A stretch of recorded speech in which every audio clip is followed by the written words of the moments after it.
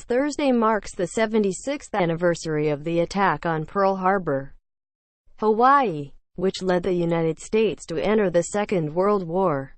A series of invasions by the Japanese into China and rising tension with the U.S. made conflict between the two countries inevitable, but American military forces did not expect that Pearl Harbor, 4,000 miles from Japan and 2,000 miles from the U.S. mainland, would be targeted. The Japanese attacked the U.S. Naval base in Hawaii on December 7, 1941. The assault took American forces by surprise early in the morning.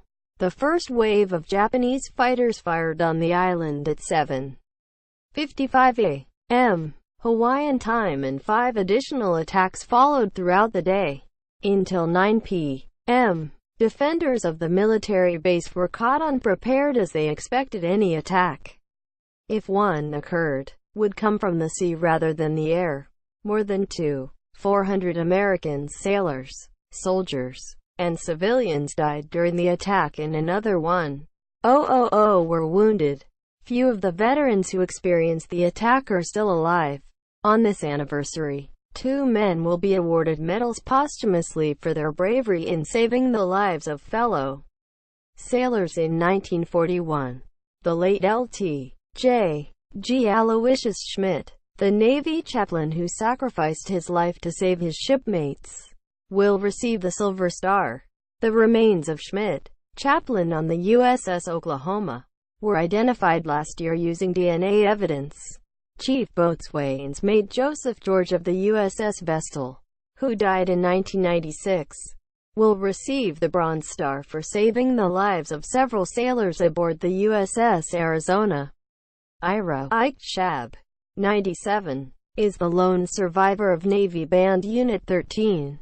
He was a 21-year-old tuba player when the Japanese attacked Pearl Harbor, and he returns there whenever possible. I feel I have a duty to go back, at least to, talk to the guys. I go back to that memorial and I'll sit there and I'm having conversations with them, he told the Oregonian. Nearly 20 American naval vessels were destroyed in the attack, including 8 massive battleships. More than 300 airplanes were also lost.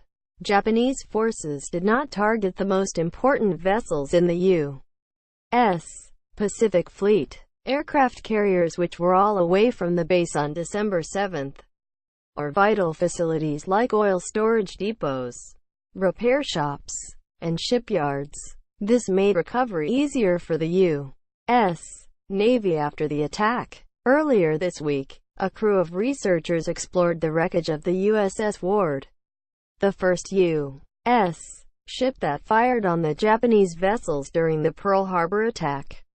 The ship has remained unseen at the bottom of the Ormoc Bay in the Philippines since it was destroyed by a kamikaze plane in 1944.